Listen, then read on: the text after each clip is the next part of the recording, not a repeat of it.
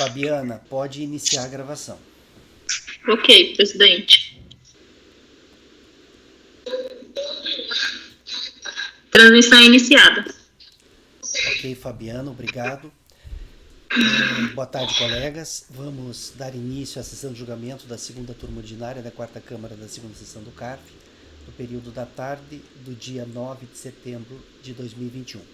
Participarão dessa sessão de julgamento na seguinte ordem os conselheiros: Francisco Biapino Luz, Gregório Heckman Júnior, Diogo Christian Deni, Renata Torati Cassini, Ana Cláudia Borges Oliveira e Deni Medeiros da Silveira.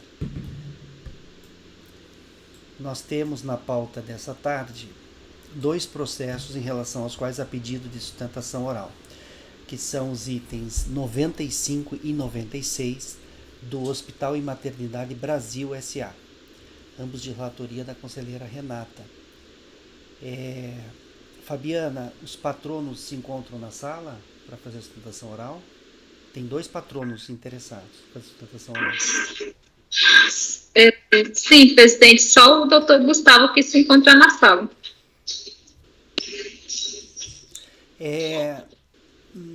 Pois é. Você poderia perguntar a ele se ele sabe informar se a doutora Maria Madalena vai fazer sustentação oral também? Porque se ele não souber se ela vai ou não fazer, a gente espera um pouco até ela aparecer na sala. Mas se ele já tiver a informação de que ela não vai fazer sustentação oral, a gente já faz o julgamento desses itens. Você pergunta para ele então se a Maria Madalena vai fazer sustentação oral? Ok. Talvez ele saiba, né? Em que pese eles serem de escritórios diferentes, talvez eles se conheçam, né? E saibam. Talvez ele saiba informar.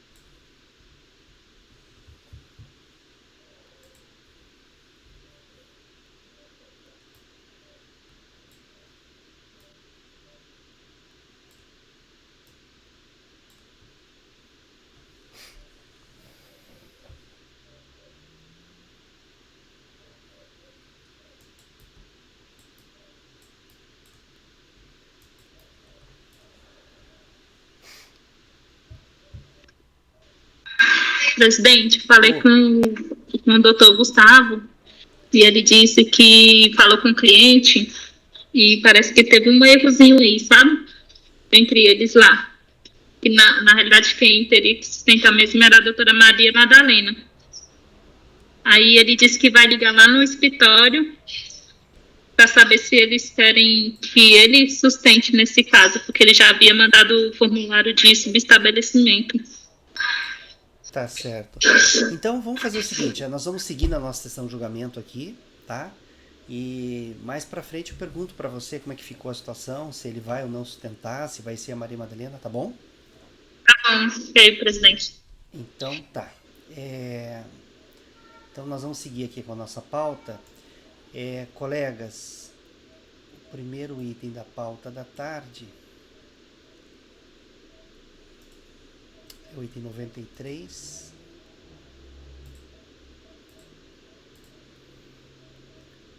O item 93 da pauta da tarde são embargos da Fazenda. O interessado é a Associação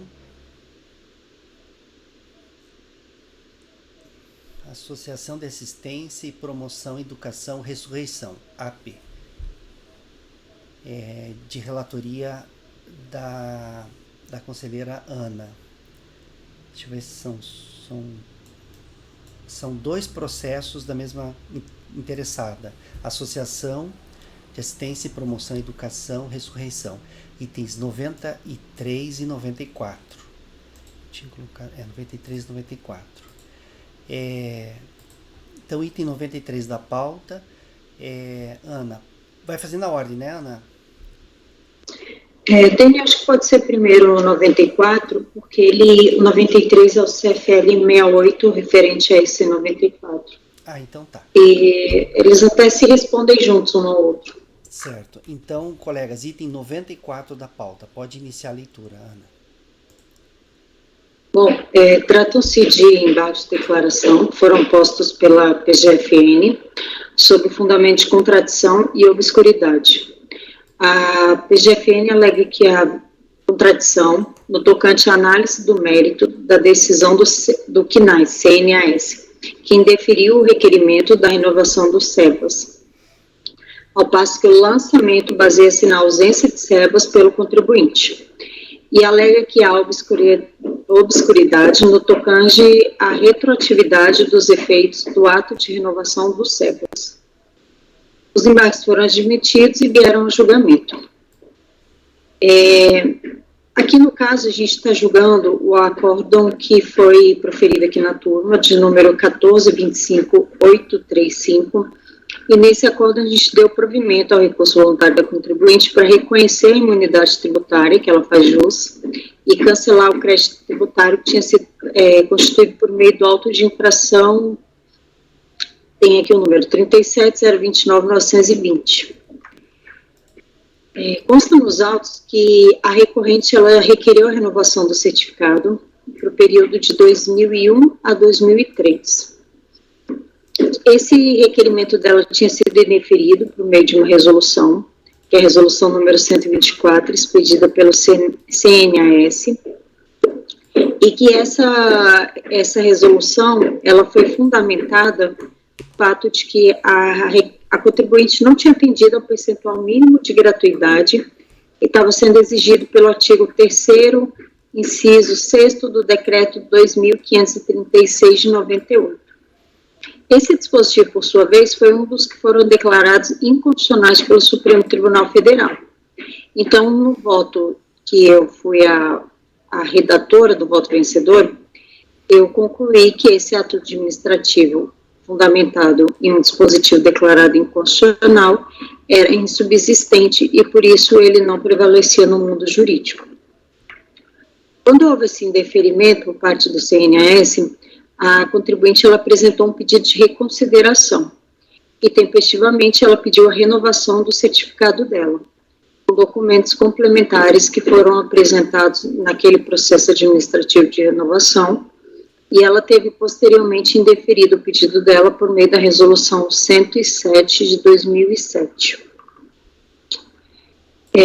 As contribuições aqui no processo, então, o que a gente está analisando, elas foram lançadas pelo fato de que a empresa ela informou na GFIP o código 639, que é o código de quem tem a isenção das contribuições, ao passo que ela não teria direito a essa contribuição por falta dos SEBAS. Ou seja, a fiscalização no presente caso está baseada no inciso 2º do artigo 55 da Lei 8.212, que foi o dispositivo declarado constitucional pelo Supremo Tribunal Federal.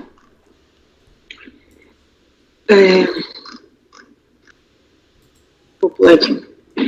No meu voto, eu trouxe todo o entendimento do Supremo, em que eu trago um histórico das ADIs que foram julgadas conjuntamente, e depois os outros julgamentos que sobrevieram no Supremo, e a conclusão de que a gente extrai dele, que, como bem o Francisco gosta de enfatizar, são às vezes entendimentos diferentes, e que não significam que existiria uma contradição ou nenhuma obscuridade.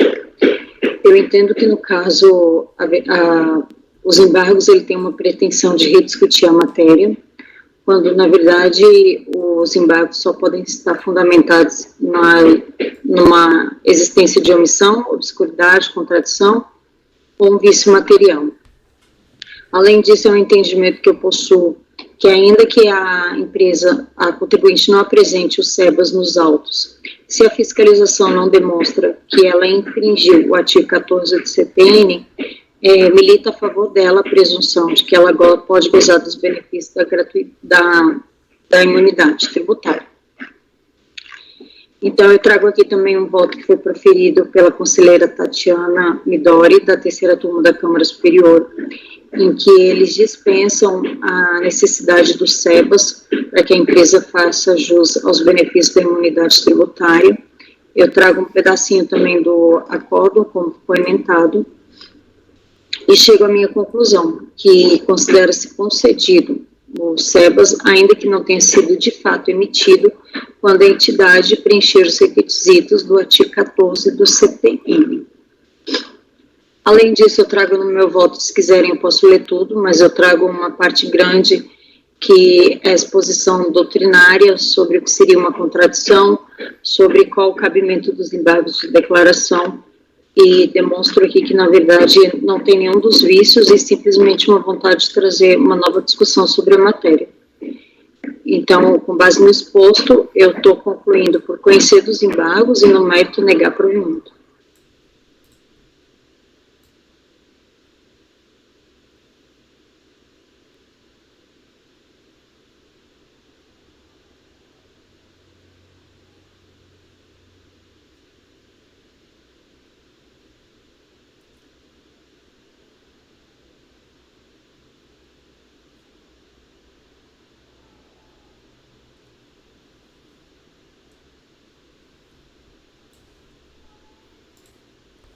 Ok, Ana. Colegas, aqui é obscuridade, né, que a Procuradoria está alegando, né, Ana? Obscuridade e contradição. E contradição? Isso. E aí, então, colegas, em relação ao item 94 da pauta, a conselheira relatora está rejeitando os embargos por entender que não há na decisão embargada nem contradição e nem obscuridade.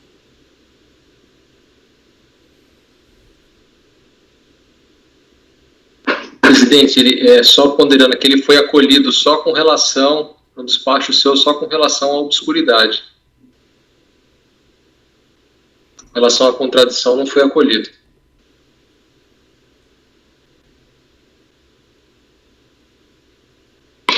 Mas no despacho tem também uma confusão entre as duas matérias. Se você fizer uma comparação entre os embargos e o despacho, dá para ver que tem uma pequena confusão. Então, eu faço toda a análise dentro do meu voto.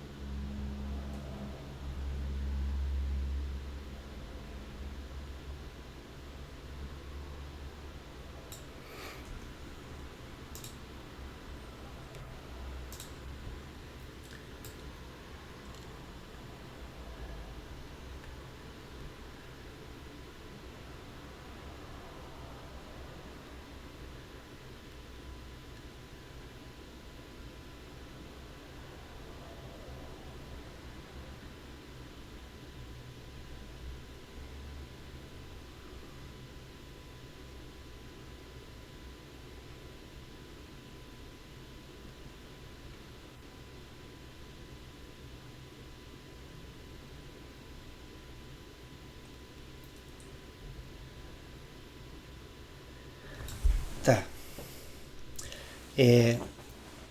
Então, a conselheira relatora está rejeitando os embargos por entender que não há obscuridade na decisão. Foi a obscuridade que foi admitida no despacho de admissibilidade.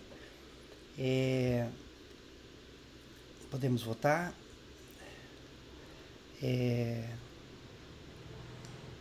Eu pedi um segundinho que eu estou dando uma olhadinha aqui.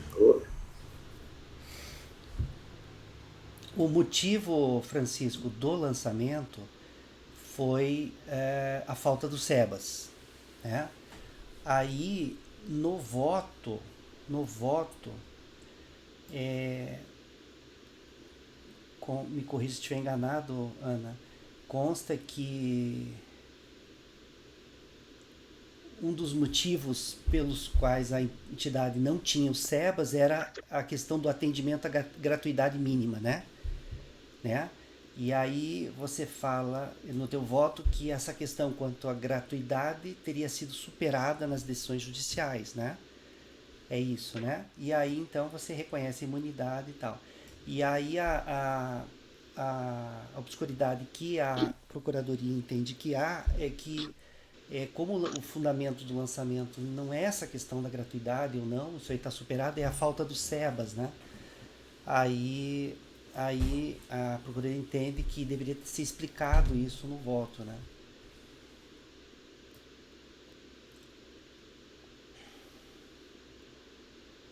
Talvez ela tenha citado isso errado, então. Ela deveria ter dito que é omissão. Ela se explica. Não, ela faz até um questionário nos embargos de declaração. Ela nitidamente quer novas respostas, quando eu não posso rejulgar a causa, mas sim analisar os vícios, se existem ou não.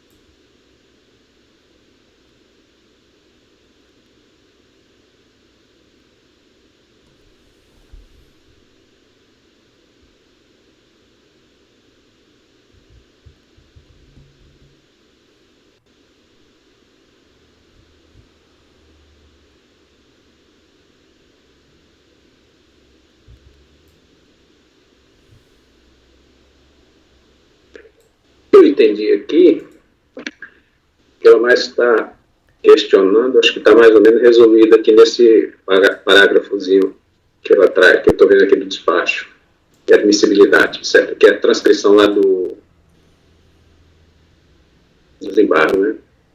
É mais ou menos assim. Ora, se o SEBAS é periódico e deve ser renovado a cada 3 anos, não cabe permitir que um pedido de renovação protocolizado em dezembro de 2006 deferida em janeiro de 2009 alcança competências de 2004 a 2006, objeto da presente atuação. Que é em função dessa enunciado lá 612, né? Que ele retroage a data do pedido. Mas aqui realmente ele está passando da data do pedido. Né? Ele foi deferido em 2009.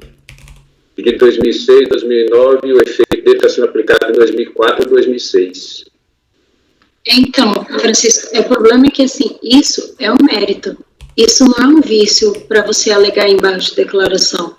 E tanto que no meu voto eu explico, a súmula 612 do STJ diz que ali tem um efeito declaratório, ou seja, eu já tinha aquela situação anteriormente. E isso o STF fala em todos os julgados. E o outro ponto é, no meu entendimento, é ônus da fiscalização demonstrar que o contribuinte não cumpre com o artigo 14. Isso está explicado no meu voto.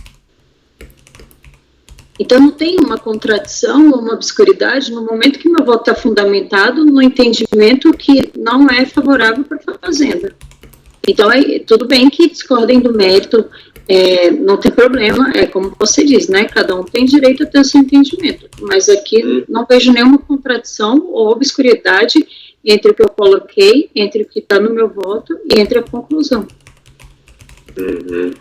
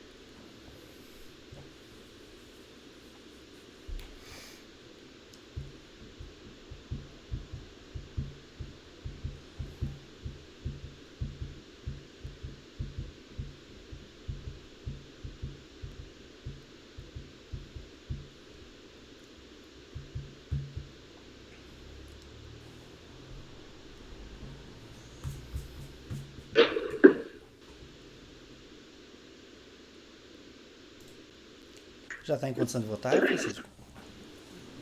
Rapaz, eu não estou com convicção, não. Porque eu estou com uma dúvida realmente entre o mérito e a obscuridade aqui. Até onde essa explicação precisa ir? No meu entendimento aqui, realmente há uma obscuridade nessa decisão e deveria ser sanada, né? Esse é o meu entendimento. E você poderia explicar assim, para eu tentar pegar, porque eu não estou conseguindo. A fiscalização fez o lançamento por falta de sebas. E a turma,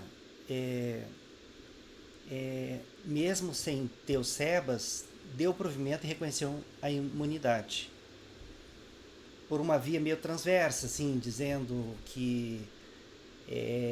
não, nem transversa não, transversa não. Desculpa, eu nunca falei nada de transverso, meu voto também não foi de via transversa. Que veja... Eu me senti até ofendida com transverso. A entidade não tem sebas e não deveria ter imunidade. Não, isso é o seu entendimento. Esse é o entendimento, É isso que eu tô falando, isso não tem nada a ver com o meu entendimento. E isso tá no voto. A fiscalização deveria dizer por que não tem um SEBAS. Se não atendesse, não tem o SEBAS porque não atendeu o artigo 14 do CTN, pronto, não tem imunidade. Justamente o que a Ana disse no voto. Caberia a fiscalização. Isso. Eu cito até o Toffoli. E ele diz isso, antes dele julgar isso, ele fala, é ônus da fiscalização. Falar que a entidade não atendeu os requisitos. Então, não, desculpa, Dani, não é via transversa. E é até feio você dizer que houve um reconhecimento da turma por uma via transversa, sendo que eu estou fundamentando. Esse é o meu entendimento. Tanto que quando a gente começou a julgar esse processo, quando a gente começou com a imunidade, nem todo mundo aqui na turma concordava comigo. E até alguns entendimentos foram mudando ao longo do tempo. Porque as pessoas vão refletindo, vão ponderando e vão vendo. Mas aí dizer que tem uma via transversa pela qual eu estou fazendo um reconhecimento, ou que existe uma obscuridade, aí é uma outra coisa, assim, é um outro entendimento. É o que o Francisco disse, entendimentos é uma coisa, posicionamentos é outro. Às vezes até duas pessoas lendo essa mesma decisão do Supremo vão tirar duas conclusões diversas, pode ser. Porque a gente já chegou a essa conclusão, que o Supremo ele fez um julgamento, teve uns embargos, depois foi aquela confusão, então duas pessoas podem tirar dois entendimentos. Mas nem por isso na minha decisão tem qualquer entendimento feito por via transversa ou uma obscuridade que precisa ser sanada agora. Ana, eu tô assim, o que eu avisto assim é que a súmula 612, eu não sei também se eu porque parece tão sensível essa obscuridade levantada aqui. A súmula 612 ela a partir da fundamentação dela, retroage, ainda que aprovado lá na deferido, posteriormente retroage a data do pedido. No caso aqui, houve um entendimento dele retroagir além do pedido, né? Lá para 2004. Não, aí talvez ela perde essa explicação. Não, primeiro, assim, doutrina básica de direito civil, efeito constitutivo e efeito declaratório. Quando eu tenho uma decisão que tem um efeito constitutivo, uma decisão administrativa, uma sentença, uma certidão constitutiva, eu estou trazendo uma natureza jurídica que está nascendo naquele momento. Então, eu estou constituindo naquela hora aquela relação jurídica. Agora, se eu estou só declarando, significa que aquela existência já estava lá, aquela natureza jurídica já existia, os fatores já existiam. E agora eu estou declarando. E o que a súmula 612 diz? Eu tenho efeitos declaratórios. Eu estou declarando a partir de agora uma situação que já existia. Eu não estou constituindo agora. Agora, existia a partir de quando? Aí que entra o meu outro entendimento. É ônus da fiscalização dizer em que momento o contribuinte não cumpriu com aqueles requisitos. E é isso que o Supremo vem e fala. É ônus da fiscalização dizer em que momento que o contribuinte descumpriu. Então, em tese, tem uma presunção de veracidade a favor da entidade beneficente. Você é uma entidade beneficente, você nasce com uma presunção de que você faz jus à imunidade tributária. E vem a fiscalização e me diga, você não faz. Por quê? Fundamente, demonstre. E aí, na hora que eu tenho a emissão do certificado, eu estou só declarando uma situação que já existia. Eu estou por isso que chama declaratório. Agora, não disse em momento algum que é a partir do pedido. Isso seria, por exemplo, efeitos modulatórios. Eu vou modular os efeitos para dizer que eles estão válidos a partir do momento que pediu. Isso é uma outra situação totalmente diversa de uma decisão com efeitos declaratórios. Não tem nada a ver uma coisa com a outra. Talvez, não sei se é isso que o Fran esteja pensando, e eu entendo, é que a súmula, a STJ lá, 612, fala por dos efeitos retroativos a data do pedido, desde que preenchidos os requisitos, desde o preenchimento dos requisitos. No entendimento da Ana, esses requisitos já estão preenchidos desde sempre, porque na linha do entendimento do Supremo, que até ela me mandou ontem no TOEFL, é uma presunção a favor da entidade de assistência, de entidade beneficente de assistência social, que, se não existir, cabe ao fisco comprovar. Então, quer dizer, se retroage até a data do pedido, desde que cumpridos os requisitos já estão cumpridos, porque esse é o entendimento da Ana. É isso. Então, retroage, desde a existência da entidade, poderia se dizer, porque se ela nasce, de acordo com o entendimento da STF, que inclusive ela citou ontem no voto dela, cita e me mandou, do TOEFL. Isso é uma presunção que já existe desde sempre, desde que ela foi constituída como uma entidade beneficente de assistência social, presume-se que ela preenche os requisitos. Se não for o caso, quem tem que comprovar é o fisco. Esse é o entendimento da STF que a Ana adota, não é isso? Eu não sei, dei palpite aqui, mas não sei. É exatamente isso. Entre o que seria o efeito declaratório constitutivo a partir de qual data, seria isso, e na verdade... o levantado é exatamente isso aí, né? Levantado pela Procuradoria em relação a essa obscuridade. Agora, no momento... o que eu estou pensando aqui, eu estou vendo também o seguinte, no momento que você tem esse entendimento, o entendimento de como tal deve ser respeitado. Mas no voto aqui, talvez haja espaço realmente para se esclarecer, até discriminar isso, até dizer, não, isso é da fiscalização, criar uma construção lógica. Está escrito no meu voto, nos embargos, de novo. Vale frisar ainda que milita em favor da entidade beneficente a presunção de que seu patrimônio, renda e serviço encontram-se vinculados às suas finalidades essenciais. Logo, para declarar a inaplicabilidade da regra imunizante disposta no artigo 14 do CTN e lançar os tributos devidos, a autoridade fiscal deve afastar a presunção, constituindo prova que demonstre inequivocamente o desvio de finalidade. Nesse sentido, aí eu cito o julgado do TOEFL, que é de 2013 até. A regra da imunidade se traduz numa negativa de competência, limitando a priori o poder impositivo do Estado. Na regra imunizante, como a garantia decorre diretamente da carta política, mediante decote da competência legislativa, as presunções sobre o enquadramento originalmente conferido devem militar a favor das pessoas ou das entidades que apontam a norma constitucional.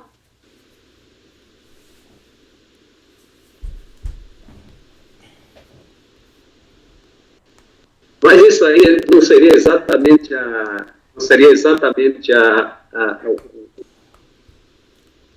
afastamento da obscuridade? Não seria acolher para afastar? Isso tem no meu voto originário. Aí como é que eu vou acolher uma extensão de obscuridade e vou falar, mas vocês não... Para dizer o que já está dito. Isso. Tá lá. Entendeu? O parágrafo já está lá, eu não trouxe agora inovando o parágrafo aqui. Esse parágrafo já existiu. E, na verdade, esse parágrafo aqui, eu acho que é a primeira vez na turma que eu julguei imunidade, esse parágrafo meu já existia.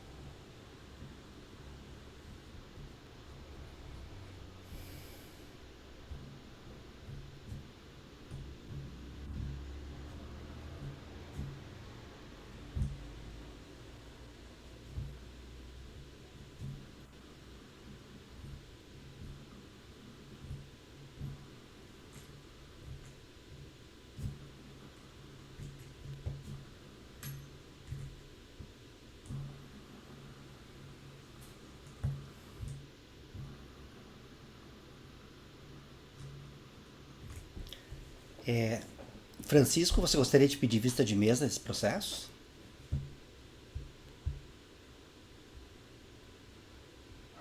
Eu estou com muitos processos aí, eu queria resolver esse negócio agora. Eu não estou...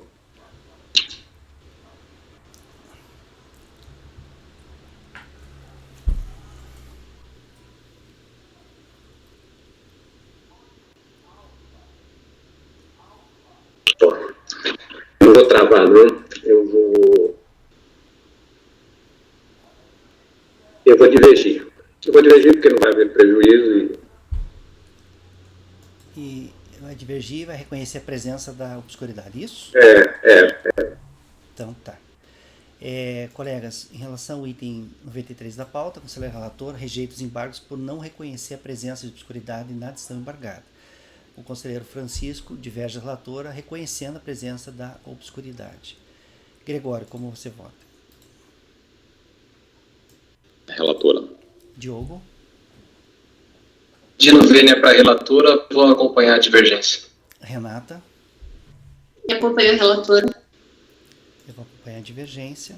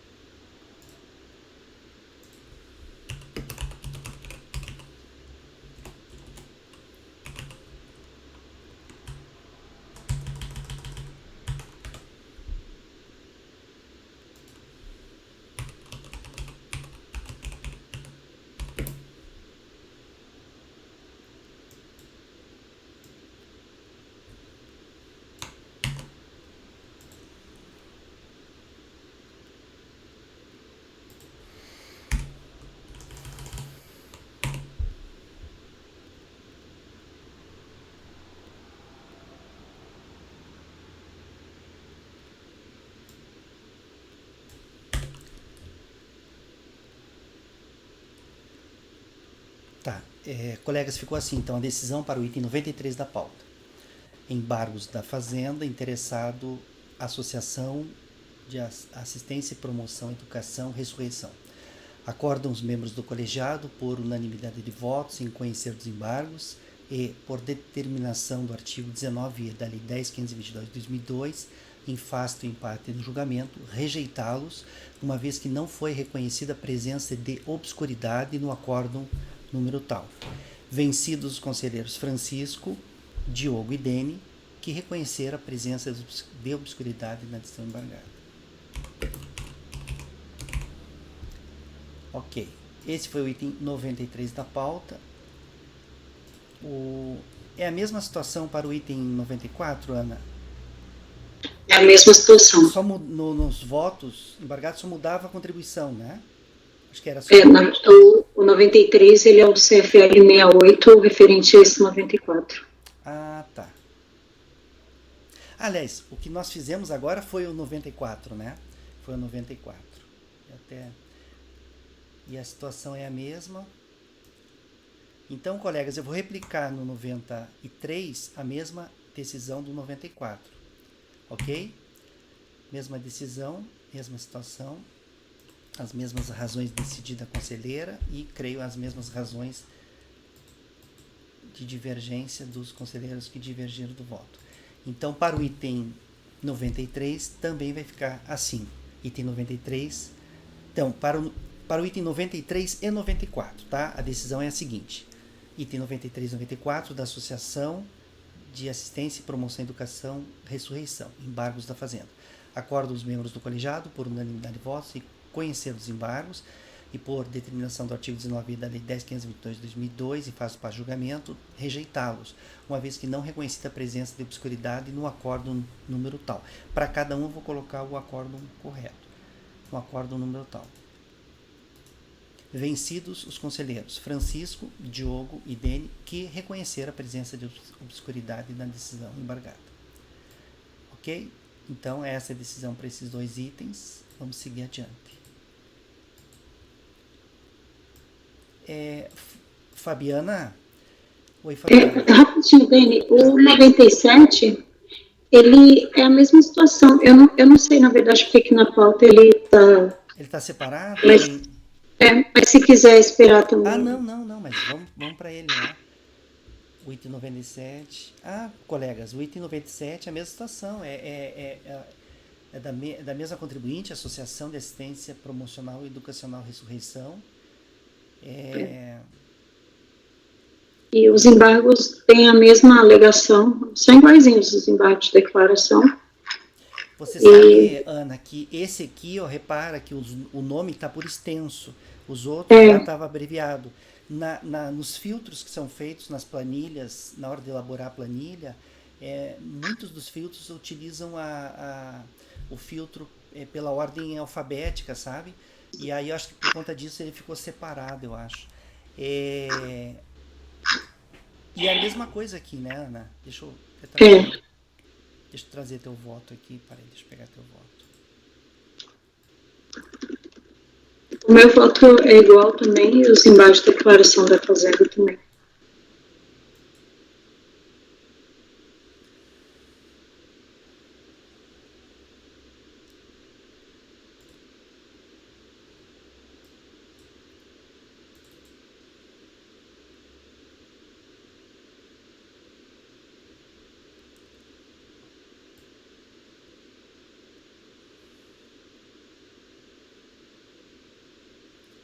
Ok, colegas, eu abri aqui o item 97, é a mesma situação dos anteriores, tá? Os embargos são obscuridade também. Em todos eles, a questão que veio para nós é a obscuridade, né, Ana? Em todos eles, né?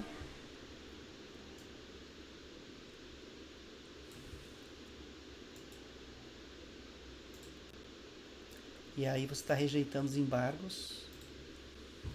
Deixa eu só um instantinho.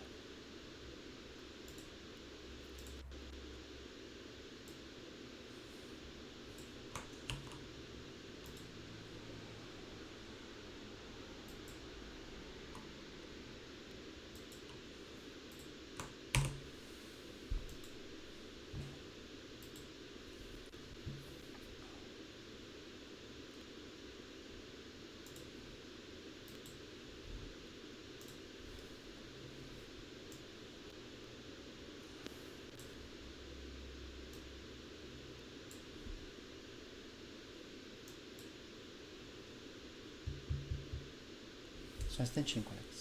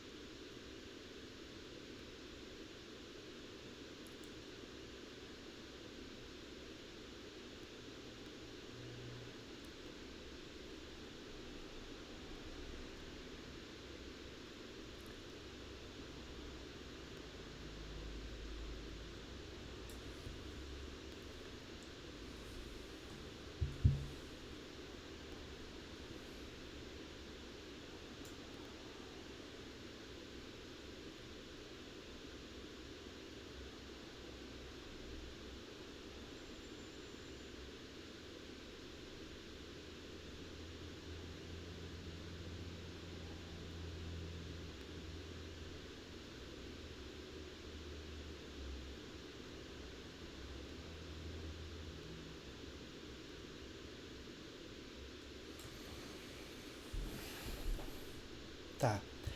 Colegas, eu vou aplicar a mesma decisão dos itens 93 e 94 ao item 97. Alguém diverge? Ninguém diverge? Então, para o item 97...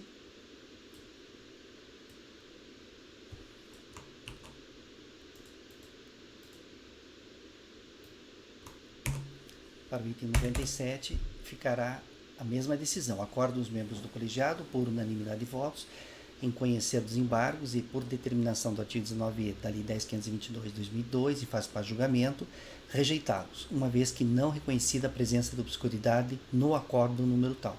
Vencidos os conselheiros Francisco Diogo e Dene, que reconheceram a presença de obscuridade na decisão embargada. Então tá, esses foram os os itens 93, 94 e 97. Antes de seguirmos com os processos da pauta,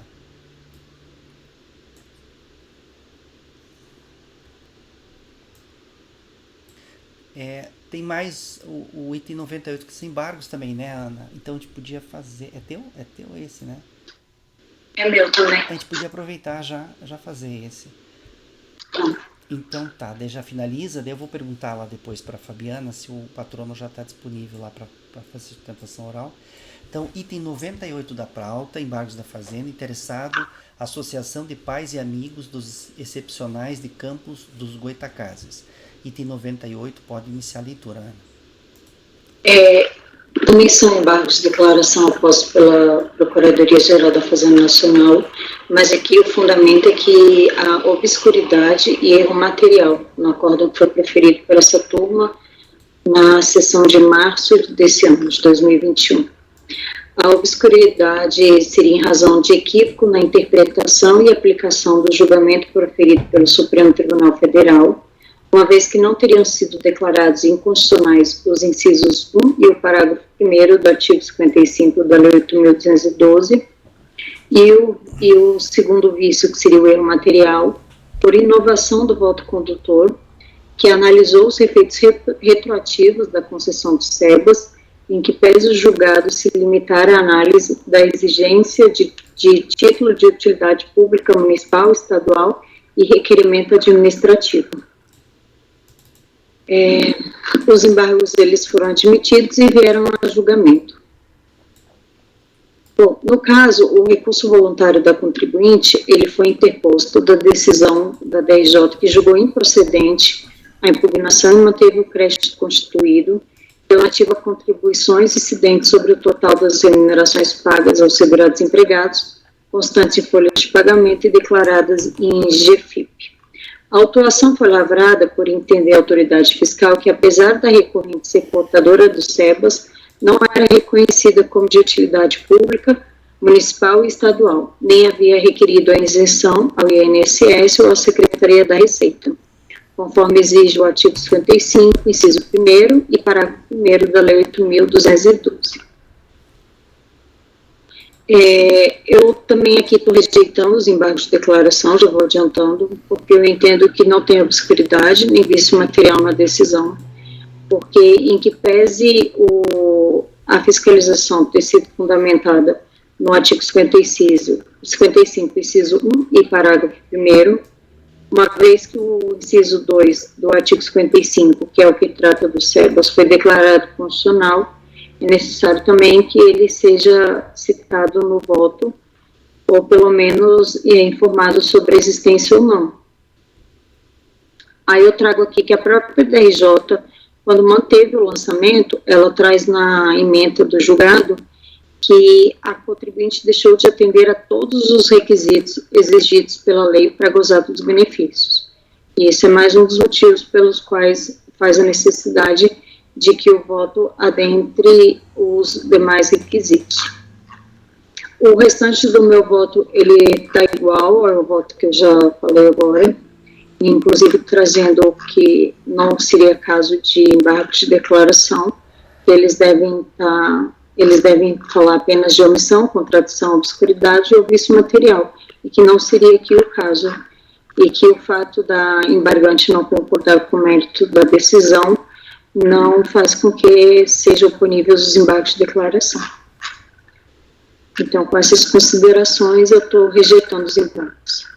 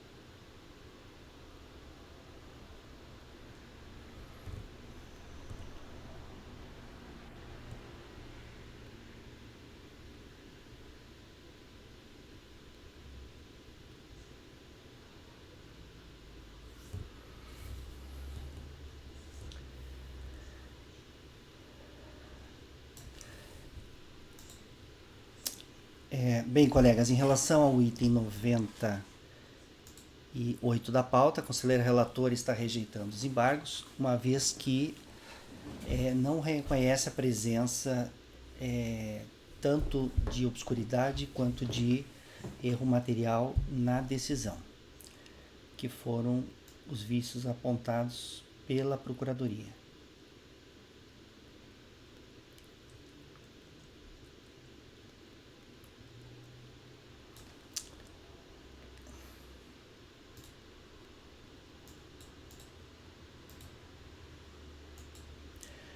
A situação mais ou menos parecida com a anterior, o caso anterior, né? Uma questão. Você está em condição de votar já, Francisco? Sem microfone.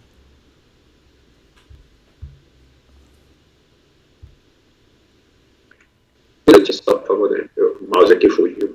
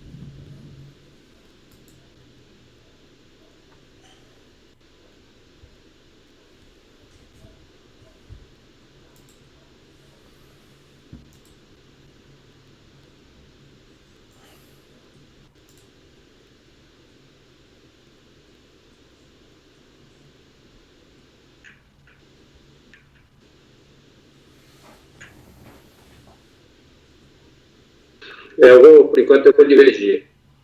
Eu mesmo voto do outro.